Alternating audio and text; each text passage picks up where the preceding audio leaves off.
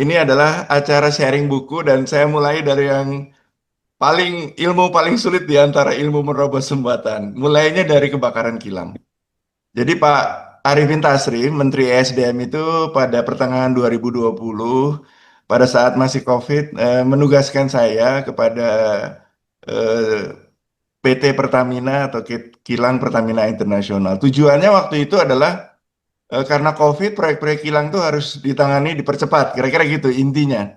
Jadi waktu itu masih belum selesai proyek RDMP Balikpapan, proyek RDMP Balongan, proyek RDMP Dumai, dan sebagainya. Terus jadi dan Tuban, GRR Tuban. Jadi Pak Arifin itu intinya kamu sana bantu tuh. Ada anak perusahaan baru di Pertamina, namanya PT Kilang Pertamina Internasional. Kamu kan orang proyek, bantu. Baik Pak, siapa gitu. Jadilah saya komisaris utama yang tidak pernah disangka-sangka. Yang pernah disangka saya tadinya pikir, "Ah, oke, saya menyelesaikan proyek." Ternyata beginilah yang terjadi. Sangat luar biasa. Dalam waktu hampir 24 bulan itu 7 kali kebakaran kilang. Jadi bapak-bapak dan ibu rekan-rekan semua, saya hampir 3 bulan sekali itu terima WA kebakaran kilang, kebakaran kilang, kebakaran kilang. Semua orang pasti, wah ini maksudnya mau biar import BBM gitu. Jadi suasana batin saya itu sebagai komut ya karena penanggung jawab, rasanya resah sekali lah. Aduh, kebakaran lagi. Ya udah, tapi kita kan namanya juga orang yang harus berupaya ya dan berikhtiar. Nah, inilah ilmu yang pertama. Ilmu yang pertama saya sebutnya adalah gerus terus. Gerus terus. Tidak mungkin kita menyelesaikan sebuah masalah seperti kebakaran kilang-kilang itu dan berbeda-beda kilangnya kan? Tidak mungkin dengan sekali pekerjaan. Ini pasti pekerjaannya sangat sangat sangat banyak dan sangat panjang. Disinilah diperlukan kemampuan untuk menggerus setiap satu persatu permasalahan. Ternyata kebakaran kilang itu 7 penyebabnya, 7 penyebabnya. Saya gambarkan beberapa saja di sini. Nanti bisa dibaca di buku yang lainnya. Yang pertama, akibat adanya global warming, petir itu bergerak sangat jauh, bisa 7 sampai 13 kilometer kata Prof. Zuro ya ini ya, dan juga intensitasnya berkali-kali lipat. Akibatnya penangkal petir yang lama tidak bisa melakukan apa namanya pencegahan terhadap atau penangkalan terhadap petir. Itu yang pertama. Satu. Lalu kedua, ternyata ada korosi dari luar pipa. Korosi bukan dari dalam pipa, dari luar pipa. Namanya corrosion under insulation. Ya ini kalau jujur aja adalah budaya maintenance Pertamina kilang yang tidak melakukan penggantian rutin insulasi di kilang-kilang kan gitu ya. Lainnya adalah eh, hidrogen attack. Semakin tingginya kebutuhan hidrogen untuk kebutuhan biofuel ya ramah lingkungan, fuel ramah lingkungan, maksudnya bikin SAF atau bikin diesel yang ramah lingkungan, hidrogen diperlukan semakin banyak semakin banyak. Dengan semakin banyaknya hidrogen akan terjadi yang disebut hydrogen attack pada temperatur tinggi. Itu adalah beberapa contoh. Lalu ada foto di kanan ini. Foto siapakah ini? Bagi yang udah pernah tak kenal pasti tahu ya. Ini adalah foto dari Pak Ari Sumarno. Pak Ari Sumarno, sewaktu beliau menjadi Dirut tahun 2008, Dirut Pertamina, menghentikan rekrutmen daripada karyawan-karyawan Pertamina. Dan itulah salah satu penyebab, tidak satu-satunya penyebabnya, salah satu penyebab kenapa kok weekend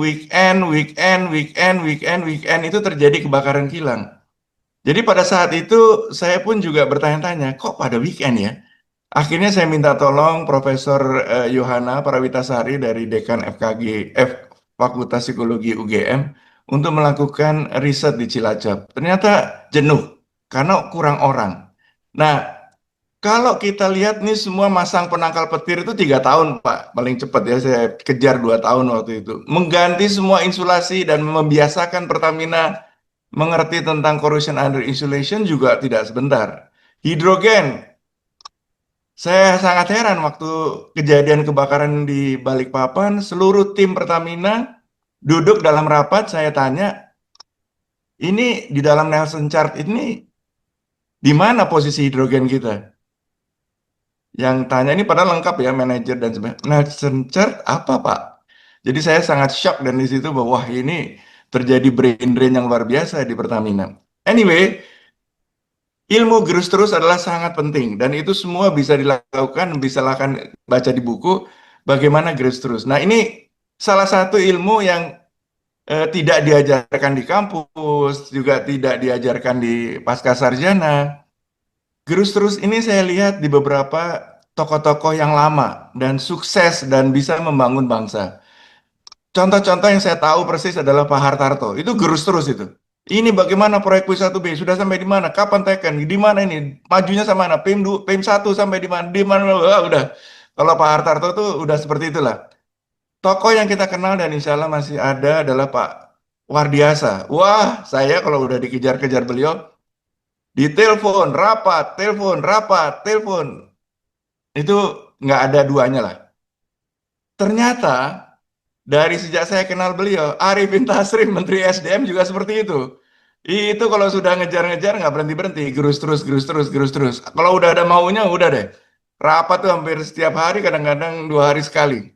Nah, adik-adik, rekan-rekan semua, para sahabat ya, saya melihat nih, jujur aja saya melihat, saya bekerja dengan banyak nih, menteri, saya sering bekerja dengan menteri, saya bekerja dengan dirjen, saya bekerja dengan para dirut. Fenomena yang terjadi, itu fenomena membuka kado baru. Apa maksudnya Pak Hengki, membuka kado baru? Jadi para pimpinan akhir-akhir ini semakin muda, itu sepertinya kalau bekerja itu ada kado baru dibuka. Wah, ada kado baru nih kita buka nih. Ada proyek ini, ada program ini, buka. Habis itu pindah lagi, kado baru berikutnya, kado baru berikutnya. Nggak pernah selesai tuh kado baru isinya apa, dipakainya bagaimana. Itulah saya yang paling khawatir, terutama generasi muda yang sekarang bermain TikTok, bermain Facebook. Kecepatan result tuh diinginkan setiap hari. Ya, ini yang saya sangat khawatir dan sangat hilang. Perhatikanlah Presiden Jokowi bisa, saya bukan pro atau anti ya, tapi Jokowi itu bisa menyelesaikan tol di seluruh Jawa. Kenapa coba? Datang, rapat. Itulah yang saya gunakan untuk penyelesaian proyek-proyek mitigasi kebakaran kilang.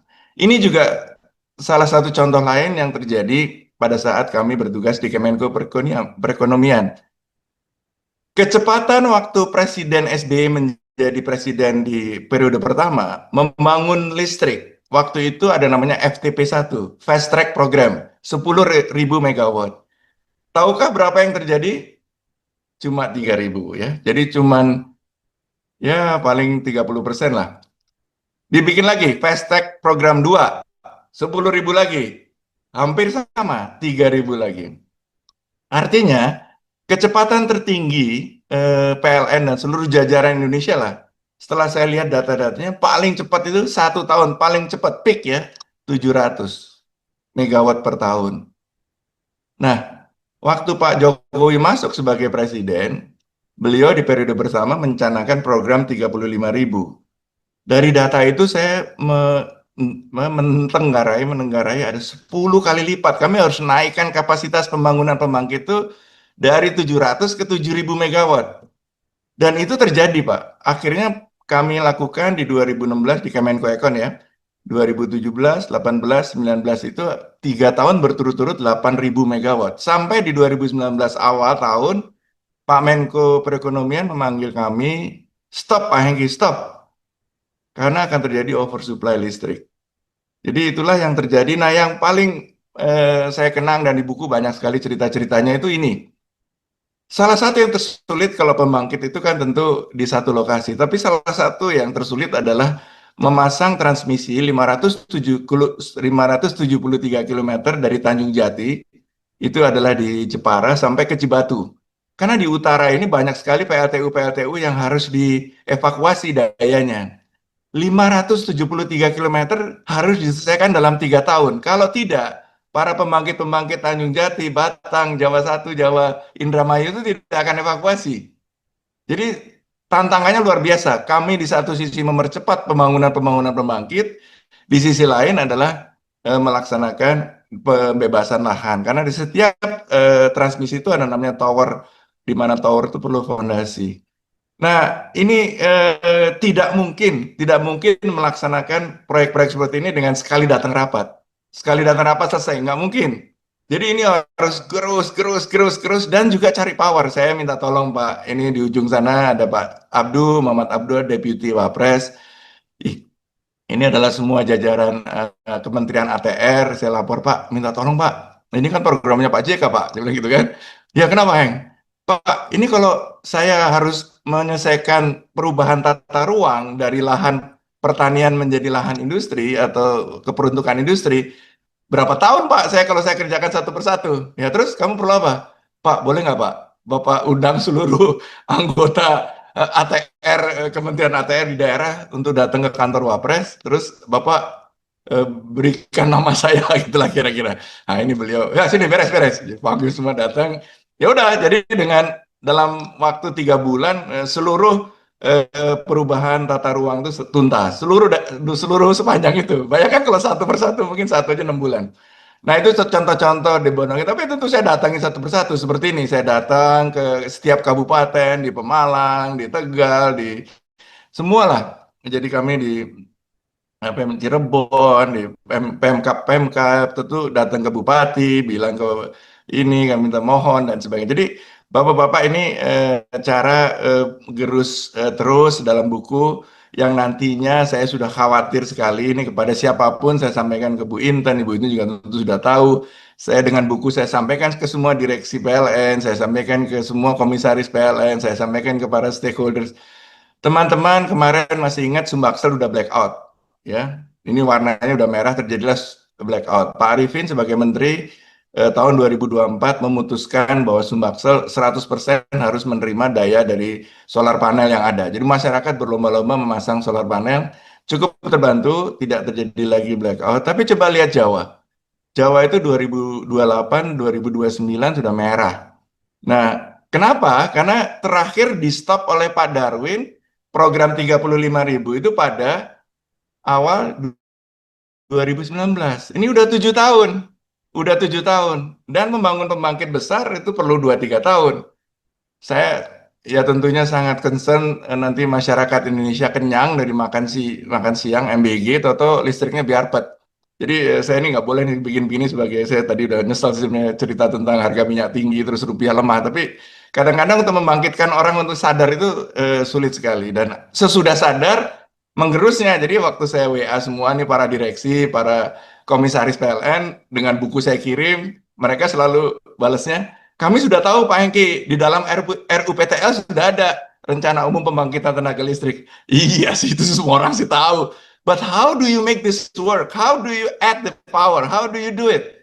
Itulah yang harus digerus terus gitu ya. Dalam waktu 2 tahun loh Pak, 2-3 tahun ini kita serius nih. Nah, itulah salah satu ilmu dari buku Menerobos Sumbatan. Dan silakan nanti kalau ingin dibaca. Dan saya ingin share tentang ini, sebuah kejadian yang sangat luar biasa di dalam buku agak sedikit panjang saya tulis. Kenapa ada perwira TNI ini tidur di kapal ya? Ini adalah sebuah cerita yang saya kira eh, perlu dipahami oleh seluruh pelaksana proyek maupun pimpinan perusahaan.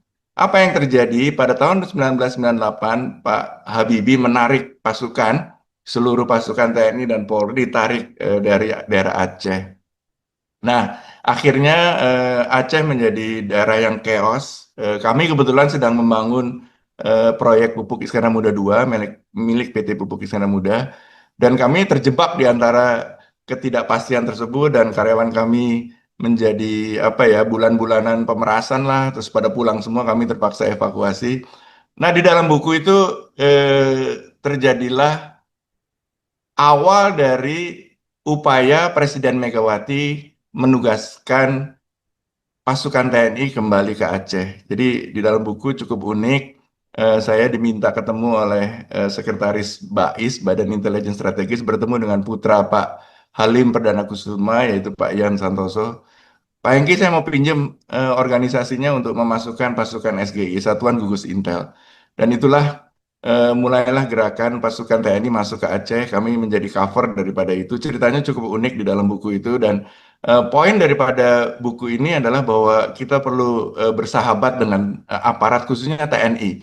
Banyak yang lupa. Saya juga nggak tahu kenapa kalau orang ngerjain proyek, kalau orang datang ke daerah, kenal Babinsa nggak? Saya tanya langsung. Belum Pak. Lah kamu ini gimana sih, orang di sini tuh kalau udah kamu di proyek di daerah itu ketanya siapa Babinsa. Boleh ketemu Kapolda, boleh ketemu Danrem, boleh ketemu Pangdam, itu boleh lah itu sesuai. Tapi kalau Babinsa kamu harus sahabat gitu kan gitu. Kira-kira gitulah. Ini tim proyek kami di Aceh, mereka kasihan sekali tidak bisa keluar dari lokasi proyek ini. Malah pimpinan proyek dari Pupuk Mandra Pak Andriano malah kami ajak tinggal di tempat kami, dijaga penuh oleh satuan gugus Intel sehingga kami bisa bergerak membangun pabrik. Proyeknya jadi. Ini keputusan-keputusan berat di rapat direksi bahwa kami tidak mau membayar uang apa namanya, uang penjaminan untuk keamanan kepada GAM. Kami tidak mau. Pak Sri Widodo akhirnya menyerahkan semua keselamatan tentara dan pasukan ini kepada saya. Saya bilang saya ambil alih Pak semua tanggung jawab.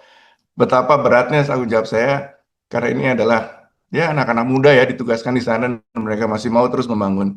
Jadi salah satu kiat dalam buku tersebut adalah bagaimana kita terus-menerus bersahabat dengan TNI. Beda soalnya TNI Indonesia itu berbeda dengan tentara di seluruh dunia. TNI Indonesia itu tentara rakyat, rakyat. Coba baca sejarah tentang Panglima Sudirman yang hidup dari masyarakat di desa-desa untuk logistik makan. Itulah tentara Indonesia. Jadi mereka itu hatinya di masyarakat. Kalau polisi oke, tapi kalau TNI itu hatinya di masyarakat. Ya itu saya sangat sarankan, dan di buku itu salah satu kiat dalam menerobos sumbatan. Cerita unik lagi adalah 2019, yaitu ilmu ini. Kuasailah regulasi. Tiba-tiba, tiba-tiba lagi nih, 2019 Oktober, Pak Arifin Tasrif, Menteri ESDM, calon menteri waktu itu ya, nelpon dari Jepang. Pak Hengki, saya dilantik menjadi Menteri ESDM besok, saya pulang pagi-pagi. Kamu saya telepon yang pertama, bantu saya ya sebagai staf khusus gitu. Oh iya Pak, baik Pak. Saya masih di Kemenko Perekonomian Pak. Ya udah kamu pindah aja. Baik Pak.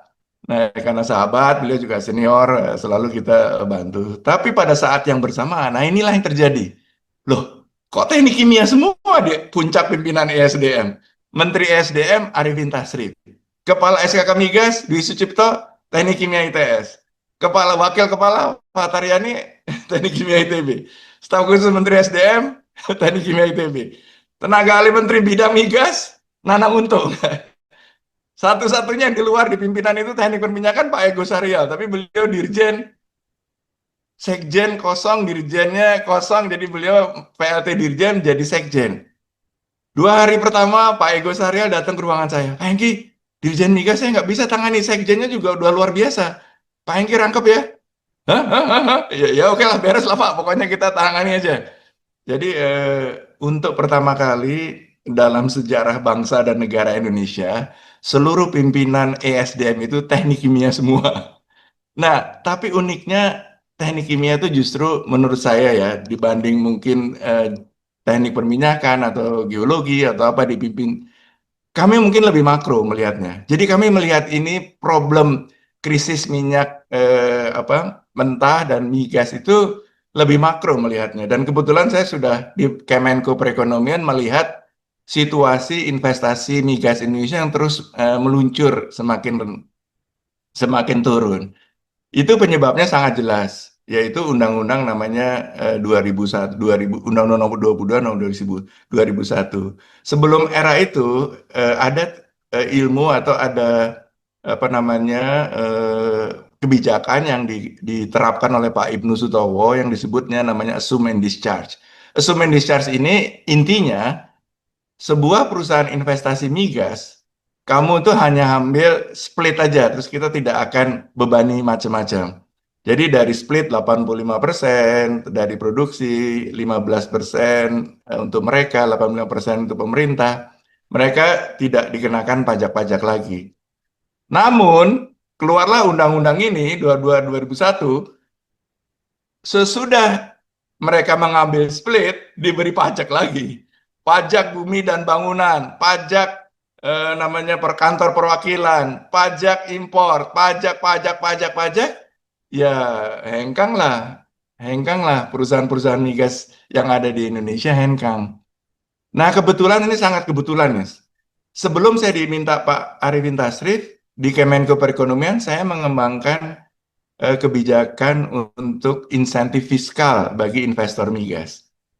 Jadi tahun 2017 itu karena kebetulan di Kemenko Perekonomian menangani proyek strategis nasional seperti yang sekarang sudah mulai jalan, Tangguh Tiga, Masela, Jambaran Tiung Biru, Jangkrik, lalu kemudian proyek-proyek migas hulu ya, itu disebutnya IDD ya, Indonesia Deep Water Development. Sekarang semua lah running tuh, alhamdulillah.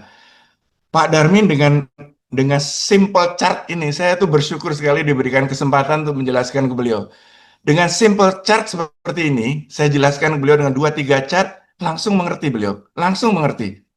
Oke, kalau gitu kita segera rubah. Kita buat revisi PP 79 2010 menjadi PP 27 dan PP 53 2017. Inilah breakthrough, sebenarnya breakthrough oleh Pak Darmin. Dan Ibu Sri Mulyani adalah murid lah ya dari Pak Darmin Nasution di UI. Jadi beliau dengan dijelaskan oleh Pak Darmin, bukan saya menjelaskan Bu Sri Mulyani. Pak Darmin menjelaskan, Bu Sri Mulyani, oke, push. Uniknya, dari sini uniknya. Setelah jadi PP ini, tidak pernah dipakai. Tidak pernah dipakai. Sehingga pada tahun 2019, larilah Indonesia semua lari. Yaitu akibat ditendang. Contoh, Mahakam ditendang oleh Pak Jokowi. Ambil alih Pertamina, tendang total gitu kan. Rokan, tendang Chevron, ambil alih Pertamina. Jadi perusahaan-perusahaan migas itu tidak melihat future di Indonesia. Tidak melihat future di Indonesia. Jadi yang keluar ConocoPhillips, Shell, Chevron, Total, semua keluar semua lah. Akibatnya terjadilah kondisi yang mengerikan di kalau hari ini kita bisa cerita lah, someday dalam waktu 2-3 tahun lagi migas akan meningkat dan sudah meningkat sebagian besar. Contoh di Kutai Basin di mana di Kalimantan Timur sudah, Husky di Jawa Timur sudah. Apakah kurang cepat? Ya kurang cepat, tapi sudah meningkat. Nah, rekan-rekan semua, disinilah regulasi berperan. Pada saat itulah saya menjelaskan ke Pak Arifin, Pak, ini kuncinya itu kita beradu dengan para investor migas, dengan para negara-negara tempat investasi migas. Mereka lari ke sana karena di sana fiskalnya lebih bagus. Ngapain di Indonesia? Dapatnya sedikit bahasanya gitu. Pak Arifin orang bisnis, cepat juga langsung beliau. Pertama-tama dalam langkah-langkah cepat itu beliau merubah kebijakan, tidak harus cross split, boleh cross split, boleh cost recovery, dan berubah pergi ke masing-masing investor di luar negeri, beliau datang satu persatu. Dan yang saya selalu cerita, kemarin juga saya cerita di BKKPI ya, saya selalu bilang 10 menit bersejarah ya, 10 menit bersejarah. Saya kira ini adalah sebuah cerita yang saya sangat-sangat luar biasa. Jadi tadi saya cerita Pak Arifin Tasrif itu dipanggil pulang oleh Pak Jokowi menjadi menteri. Dan beliau pada 2 hari setelah menjadi menteri dipanggil presiden atau mungkin beliau menghadap di Istana Merdeka. Sudah jadi menteri SDM.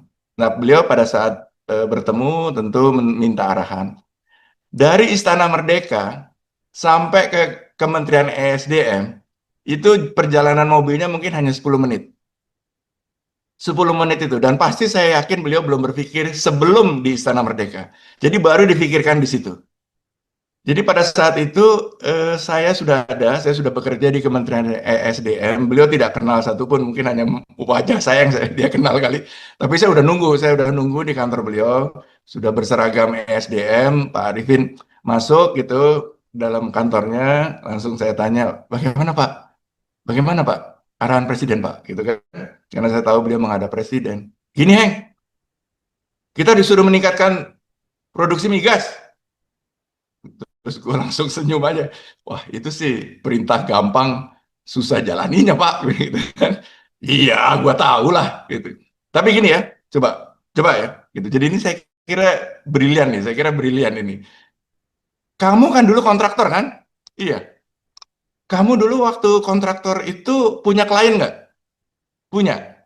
Nah, sekarang gue minta semua perusahaan migas raksasa yang masih ada, kamu anggap sebagai klien kamu. Itu BP, Eni, Exxon Mobil, terus Mubadala, terus and so on. Repsol waktu itu masih ada Repsol. Kamu pokoknya kamu layani semua. Kamu layani semua dari A sampai Z. Ya, jadi kamu jadi kontraktor lah. Itu saya kira was very very breakthrough ya, terobosan yang luar biasa. Saya bilang siap Pak. Jadi saya kalau ada masalah ya saya kirim WA, saya tanya mereka dirjen maupun ini ternyata oh stafku sendiri itu eselon 1, gue bisa WA. Kebetulan semua banyak teman-teman ya. Oh sekarang di stafku itu saya ingin top dong. Ya siap, gue bilang gitu ya. Jadi semua hanya sesekali saya minta Pak Arifin, Pak ini ada masalah minta tolong Bapak gitu kan, perlu surat begini. Ya udah saya bikin gitu. Jadi terjadilah sebuah revolusi sebenarnya, revolusi migas yang belum pernah terjadi. Kembali lagi ke era sebelum Undang-Undang 2010 ya. Nah, jadi pada saat itu Pak Jokowi di era presiden beliau yang pertama itu programnya nasionalisasi, nasionalisasi, bangga dengan nasionalisasi, nasionalisasi, nasionalisasi, Freeport, nasionalisasi, Mahakam, nasionalisasi, Rokan. Pak Arifin secara pelan-pelan bilang, Pak, kita nggak bisa. Pertamina, maaf ya Pak Oki, ada batasan-batasan pendanaan, ada batasan-batasan risiko. Kalau mereka melakukan investasi terus gagal, dikejar oleh KPK, dikejar oleh Kejaksaan. Kita perlu Pak, perusahaan-perusahaan migas asing ini di Indonesia.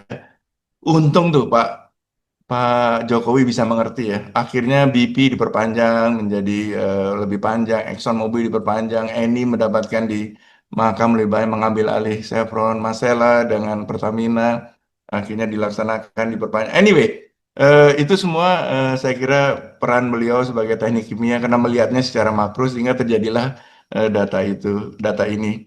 Di buku lebih detail lagi mungkin akan menarik. Intinya dari tadi itu adalah amankan, ketahui, kalau perlu buat regulasi. Ini juga menarik, setelah terjadi krisis moneter, terjadilah reformasi. Saya udah menjadi direktur operasi, waktu itu belum menjadi dirut. Ini adalah cerita yang unik, disebutnya cerita bayi berjenggot. Pada tahun 2001, 2002 ya, terjadilah rapat besar antara Menteri ESDM Purnomo Yusgiantoro dengan jajarannya dan para pengusaha migas K3S dengan Menteri Perindustrian yang disebut Pak Luhut Panjaitan dengan jajaran perindustrian. Kami duduk di sebelah jajaran Kementerian Perindustrian. Kira-kira pada saat itu konteksnya adalah semua proyek-proyek nasional kilang itu dikerjakan oleh internasional. Kilang Cilacap oleh Fluor, LNG oleh Bechtel, kilang Balongan oleh JGC. Terus kami, saya, Pak Pandri, Pak Pandri itu Dirut Tripatra, Pak Muksin itu Dirut IKPT, kami bergabung dalam namanya Gapendri. Kita mau bilang, kita kok nggak pernah sih ikut lelang di dalam negeri, kapan Indonesia itu bisa membangun industrinya secara mandiri. Ini harus cari cara nih kita nih, kali gitu. Ayo gimana caranya, ya begini ya gitu kan. Udah, jadi kebetulan karena saya kenal Pak Luhut waktu beliau menjadi Taruna di tahun 1970, saya ngadep Pak Luhut dan nggak bohong saya bilang, Pak, kami ini rekayasa industri ini mengerjakan proyek di Petronas di Kerteh loh Pak. Tapi saya nggak pernah lulus nih prakualifikasi di Indonesia, nggak tahu kenapa Pak, gitu kan. Masa sih gitu kan Pak Luhut biasa dengan bahasa agak meledak-ledak gitu. Udah, sewaktu pertemuan antara kedua menteri tersebut dengan seluruh jajaran lengkap itu, Pak Luhut tanya, ini bagaimana nih Pertamina? Kok nggak bisa ngasih proyek ke perusahaan nasional gitu kan? Dirut Pertamina namanya Pak Bayaki Hakim. Beliau adalah dari Chevron ya dulu ya, orang ex Chevron. Dirut Chevron jadi Dirut Pertamina. Mungkin di Chevron beliau sudah banyak bantu perusahaan-perusahaan nasional. Langsung nih, apaan ini perusahaan kontraktor nasional itu? Saya udah sering bantu, nanti bayi udah berjenggot masih bayi aja gitu. Waduh, waduh, pokoknya menohok banget lah. Itu pokoknya kita rasanya kesal banget. Terus Pak Luhut, saya di belakang tuh duduknya, Pak Luhut ngebalik. Ya, untuk ini saya mau minta Hengki jawab. Ayo, suruh maju sini ke depan, pegang mikrofon. Siap Pak, gitu kan. Saya bilang, Bapak-Bapak Menteri ESDM, Pak Purnomo, Pak Dirut, Pak Yaki, kami ini mengerjakan proyek di Malaysia, kami bikin kilang. Tapi kalau di Indonesia itu nggak pernah Pak kita lulus prakwalifikasi, ada aja syarat yang kurang gitu kan. Pak Luhut, ya tuh coba tuh, bagaimana nih? Setelah ini terjadilah surat apa perjanjian SKB ya, kebersamaan dua menteri MOU lah ya, dua menteri dan mulailah TKDN. Disinilah TKDN dimulai. Jadi mulailah undang-undang untuk memasukkan TKDN, mulailah PP tentang TKDN, mulailah SNI disusun untuk TKDN, dimulailah PTK 007 dan sebagainya. Jadi ini adalah cukup bersejarah menurut saya. Dan itu dimulainya adalah seperti itu. Dan inilah proyek kilang Balongan yang pertama kali kilang merah putih dibangun oleh para rekan-rekan rekayasa industri dan untuk itu Pak Presiden SBY memberikan hadiah kepada kami, memberikan penghargaan ini hati lelang dan saya bersyukur sekali sempat berdua waktu Pak Bahaki meninjau proyek, saya berdua sholat dengan beliau, saya salaman Pak. Terima kasih ya Pak, karena Bapak walaupun ini tapi Bapak ternyata komit untuk membantu. Ya itu sebuah cerita lah. Itu cerita tentang regulasi. Nah, tetapi yang juga perlu dikuasai dari ilmu menerobos sumbatan itu adalah kuasai tentang teknologi.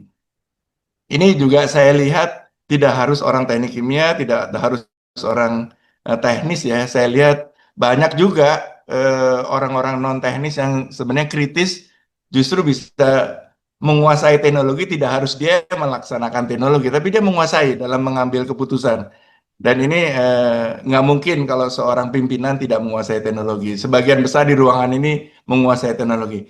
Tapi bukan hanya menguasai, ya, tapi bisa mengambil keputusan dan penguasaan teknologi tersebut. Ini contoh yang paling nyata. Kami waktu itu lelang proyek eh, pipa dari Sumatera ke Jawa, disebutnya SSWJ. Rekayasa industri nggak punya kemampuan, nggak punya kapal, nggak punya, tapi kita pengen proyeknya. Saya cuma berpikir kita perusahaan nasional, pulaunya banyak, negara kepulauan, kok kita nggak bisa masang pipa gitu kan? Lalu kebetulan sekali kami tugas waktu Presiden SBY mendapatkan gas murah ke Iran. Di situ saya terbuka lah. Oh, di sini di Iran banyak pipeline barge yang murah-murah ya. Lalu saya berinisiatif belajar otodidak tentang bagaimana masang pipa bawah laut. Sekarang saya tanya deh di ruangan ini sebagai orang teknik kimia, pernahkah kamu belajar tentang cara pasang pipa bawah laut? Pasti kan. Dulu belum ada YouTube, jadi kita belajar sendiri. Saya belajar sendiri, tanya sana, tanya sini, tanya sana. Kalau belajar-belajar buat happy-happy sih nggak penting kan. Ini belajar untuk ngambil keputusan, ambil alih, ikut lelang, proyek South Sumatera, West Java. Ini untuk ikut lelang loh. Jadi itu lumayan seru lah. Jadi saya bawa kapal, saya ikut lelang. Jadi inilah kira-kira bagi yang belum tahu dan ini semua sebagai direktur utama saya sudah jadi dirut belajar sendiri Pak.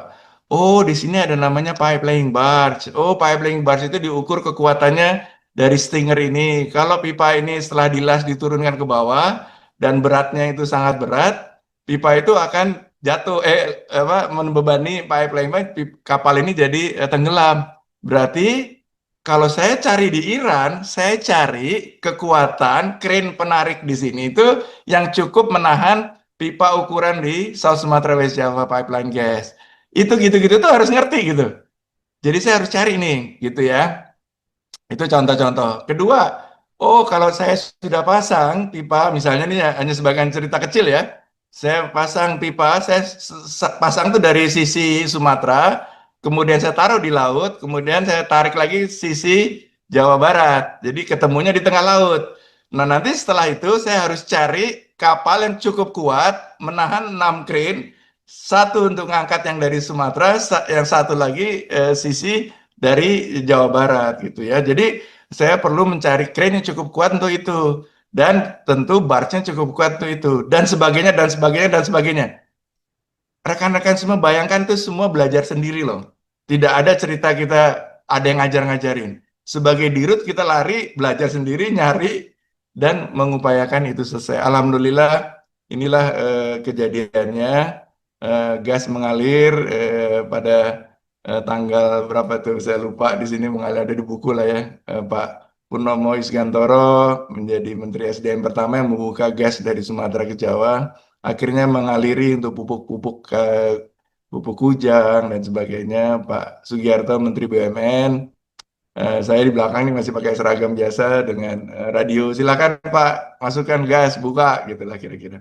Ya itu sebuah kenang-kenangan tersendiri yang intinya adalah mengerti tentang teknologi. Ini juga tentang teknologi. Ada tiga yang disebut trio kwek-kwek. Ini adalah cerita biodiesel. Mungkin nggak banyak yang tahu. Trio Kwek-Kwek itu adalah Pak Tirto, Pak Tatang dengan Pak Iman. Ini tiga trio Kwek-Kwek. Kenapa disebut Kwek-Kwek? Karena di mana-mana kwek, kwek, kwek, kwek, cerita tentang biodiesel. Ketemulah saya dengan mereka-mereka di Kemayoran, di Jakarta Expo. Mereka udah marah-marah lah, udah 3 tahun atau 2 tahun menceritakan biodiesel nggak nyambung-nyambung, nggak ada orang nyambung-nyambung. Seperti Pak Utun lah cerita tentang hilirisasi batu bara. Saya juga belum bisa bantu, tapi nggak nyambung-nyambung waktu itu. Heng, kata Tatang nih, gua udah bosan nih cerita biodiesel. Terus kamu dong coba bantu deh ceritain ke para bos-bos gitu kan. Pimpinan negara. Memang saya punya jalur. Ya kamu kan dirut gitu kan. Oh iya ya Pak. Gimana dong Pak? Apa sih ini Pak biodiesel? Apa biodiesel? Jadi saya baru tahu itu. Pada saat itu baru tahu biodiesel. 2002 itu 2002 2003. Terus kami akhirnya dengan tim ITB membuat pilot biodiesel di kampus ITB. Nah, tapi uniknya pada saat itu Pak SBY baru maju presiden, kampanye presiden 2003, dan kebetulan kami jadi ikutlah gitu ya tim sukses, salah satu tim suksesnya, dan di situ selalu ditanya tentang program-program industri. Salah satu yang kita tawarkan adalah biodiesel. Singkat kata Pak SBY menang menjadi presiden. Dikumpulkanlah semua tim sukses. Terus duduklah di Cikeas, saya nggak punya fotonya sayang. Di Cikeas ini ada Pak SBY, ada Bu Ani di depan, terus semua tim sukses duduk dari belakang, di bawah gitu ya. Pak SBY sama Bu Ani di atas pendopo, kami semua di bawah. Saya ingat sekali lah suasananya tuh. Terus semua tim sukses diminta mengusulkan program, mengulang kembali sebenarnya. Coba apa aja program-program yang waktu itu pernah ditawarkan, saya ingin dengar langsung gitu kan. Saya tahu, tapi saya ingin dengar langsung kata Pak SBY. Nah, udah ketua tim sukses yang disebut tim Skoci, sikut-sikut saya, nah, Dek, ayo Dek, cerita Dek tentang biodiesel Dek, gitu kan, Pak Prapto, Mayor Jenderal Purnawirawan Suprapto. Cerita biodiesel dong Dek, kan sering paparan di kantor gitu kan. Gitu kan, jadi saya satu, yang mas satu tim saya maju, dua, lama-lama disikut-sikut nggak enak juga, saya maju aja deh. Pak Presiden selamat atas belum jadi presiden ya. Pak SBY selamat atas terpilihnya menjadi presiden. Itu baru mau dilantik tuh. Terus juga kami gitulah cita-cita terus biodiesel nih Pak gitu kan. Apa itu? Gitu kan beliau cerita terus bagaimana nih tanya 3-4 pertanyaan. Coba kita laksanakan. Saya ingat sekali itu kata-katanya. Coba kita laksanakan. Jadi pada akhir 2004 Pak Bu Ani itu mencatat tuh di di dalam bukunya ya. Saya lihat tuh beliau mencatat. Oh, nah terjadilah tsunami, jadi agak tertunda program biodiesel itu 2005 itu tertunda.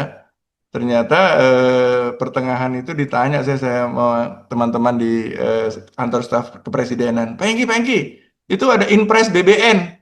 Apa tuh Inpres BBN? Itu yang dulu, yang Pak Hengki itu. Apa itu? Bahan bakar nabati namanya sekarang. Oh, itu biodiesel ya, ya. Oke, oke.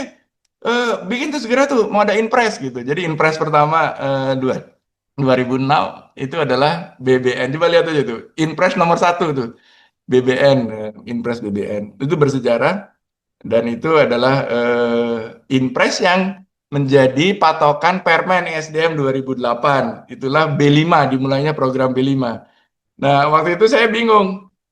Nanti jadi Inpres, jadi Permen, tapi mandul lagi. Nggak jadi apa-apa.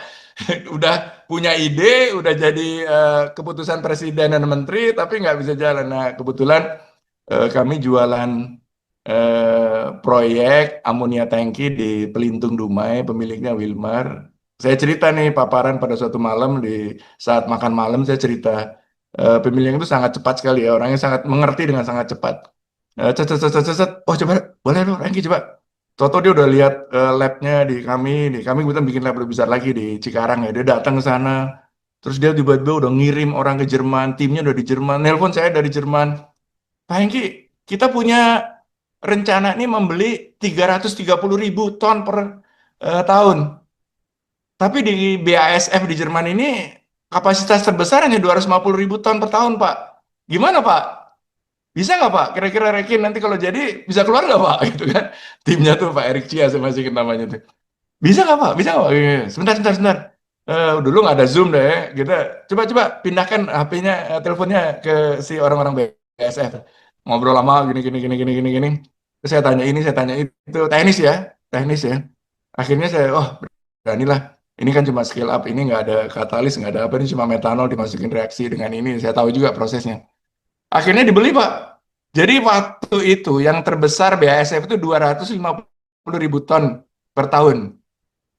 Wilmar itu membeli 330 ribu ton per tahun, tidak hanya satu lisensi, tiga lisensi di Pelintung Dumai. Dan saya bilang, wow. Terus Pak Hengki, bikin ya buat kami ya gitu kan. Oh siap gitu kan. Nah cuman ceritanya agak panjang lagi tuh setelah itu nanti ada di buku. Singapura tahu nih, ini akan jadi industri masa depan. Mau dipindahkan ke Singapura. Jadi Kwok Capital si pemilik-pemiliknya Wilmar itu kan bukan Indonesia. Datang di rapat di Jakarta, pemilik Wilmar bilang, Pak Hengki bantuin dong saya nih. Mereka mau pindahin kita ke proyeknya ke Singapura. Singkat kata jadilah di. Dan dari situlah terjadi B5, B10, B15, B20. Kalau ini tidak dilaksanakan mungkin saya nggak tahu ya. Karena waktu itu saya udah ke PTPN. Sampai hari ini adakah pabrik biodiesel di PTPN? Tidak ada. Sama sekali tidak ada. Padahal sih sampai pertama kali sampai lidah saya itu habislah kering jualan biodiesel di PTPN. You can imagine, no single biodiesel plant di PTPN. Padahal duitnya gede banget nih, Sinarmas sekarang gitu. Aduh, Bakri, gimana sih PTPN ini sampai hari ini tidak punya.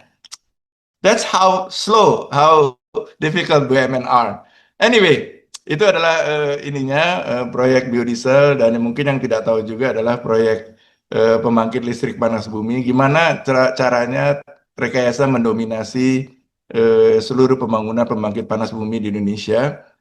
Kuncinya adalah yang di sebelah kiri ini, bagi yang belum tahu ini, kalau orang ini seperti ini, nah, pembangkit listrik 55 megawatt panas bumi itu segede gini nih turbinnya, cukup gede kan? Tapi bukan inilah kuncinya kenapa menang di buku saya buka nih, di sinilah kuncinya. Ini namanya surface condenser. Karena kalau turbin masuk ke dalam, karena uap masuk ke dalam turbin, uapnya itu tidak terkendali. Uap itu mengandung kotoran, panas, temperatur, tekanan itu nggak terkendali. Tapi yang kita bisa kendalikan tuh outletnya. Kondisi outlet itulah yang kita bisa kendalikan kan. Semakin outlet itu vakum dan semakin temperaturnya bisa dibuat serendah mungkin dan sevakum mungkin, energi yang dihasilkan oleh turbin itu akan sangat besar. Itulah kenapa rekayasa mendominasi seluruh pembangunan pembangkit panas bumi. Itulah kenapa direksi di RUT itu harus ngerti gitu ya. Dan kita mendorong itu semua. Anyway, ceritanya bisa lihat di sana. Mungkin yang terakhir adalah andalkan digital. Ini juga saya kira perlu ya. Banyak kayak perusahaan kakinya udah kebakar, otaknya baru teriak. Itu gue selalu bilang, dia alah ini perusahaan ini kakinya udah terbakar lama, baru teriak. Kita harus kakinya terbakar, langsung teriak gitu lah. Itulah digital ya. Atau ilmunya Bill Gates ya. Business at the speed of thought. Itu dulu kita berpikir seperti itu. Itu dicerita 25 tahun yang lalu. Oleh sebab itu kita harus rubah. Ini perubahan rekin dari apa manual drafting, maaf gambarnya udah agak ruwet apa ini cari-cari fotonya dulu untuk buku. Ini dulu gambar tuh seperti ini, dirubah menjadi seperti ini. Tapi kita tidak hanya itu, 30 tahun yang lalu, 25 tahun lalu kita lompat ke sini loh. Kita lompat ke 3D design. Pada saat itu belum ada perusahaan-perusahaan di Indonesia, apalagi di luar negeri pun baru nyoba-nyoba ya. Kita langsung lompat. Karena kalau bagi yang tahu ya, 3D design dengan 2D design itu totally change, revolusioner. Karena kalau 3D design sebuah pabrik, kita jadikan 3D-nya dulu, baru bikin gambar-gambar dua dimensi kan gitu kan. Kalau 2D design itu kita gambar dulu semua di tanah, di kertas, di daratan gitu lah, lalu bikin plastik model gitu ya, terus bikin di pabrik gitu. Nah itu totally change dan ini revolusi yang tidak pernah terjadi dan di dalam buku ada cerita kenapa kok kilang merah putih tadi di Balongan bisa menang ya karena kita full tim itu kita laksanakan semua 3D design. Nah, itu sekarang udah biasa ya, tapi pada saat itu seorang sangat ragu dan berani ngambil proyek, ikut lelang dan langsung melaksanakan, jarang lah itu seberani itu orang ngambil risiko. Oke, itu contoh-contoh digitalisasi. Inilah ringkasan dari buku tersebut, kronologi dan rahasia di balik pembangunan industri dan infrastruktur Indonesia. Kuncinya ada 5 ya, dan saya tulis itu dengan unik dan dengan cerita gitu ya. Kenapa sih banyak program itu kok sering nggak jalan? Kenapa sih RKAP, RJPP sering nggak jalan? Ini saya ambil sebuah apa namanya, ilustrasi lucu. Program 100 hari, jalan mulus, internet kencang, ayam broiler 1.000 rupiah. 1.000 rupiah gitu kan. Ini realisasinya mana Pak? Kok masih loading terus ya? Gitu. Jadi masyarakat itu seperti itu. Nah, semakin hari semakin saya pahami bahwa kemajuan sebuah bangsa ya, kemajuan sebuah bangsa itu apabila insinyur-insinyurnya menghasilkan karya-karya nyata yang meningkatkan nilai tambah. Saya udah keliling-keliling dunia, saya lihat, saya perhatikan, oh negara yang nggak bisa maju itu negara yang nggak bisa eksekusi lah. Cuma bisa bikin program-program terus nggak bisa eksekusi. Ya sama, perusahaan yang tidak maju ya perusahaan yang cuma berwacana. Ini saya lihat mudah-mudahan ya Danantara dengan hilirisasi dengan ini bisa mengeksekusi dan eksekusi itu eh, tidak ilmu kuliah ya, tidak hanya ilmu kuliah. Jadi ini beberapa sharing ilmu yang saya sarankan kalau mau terutama yang saya sangat ingin dipahami itu inilah 5 ini. Satu, pelajarilah regulasi, kuasailah teknologi, andalkan digital, bersahabat dengan aparat, dan tentu yang terakhir dan mungkin juga yang paling penting adalah gerus terus. Demikian, terima kasih para anggota BKKBI, semoga semakin jaya, terus berkarya bagi Indonesia.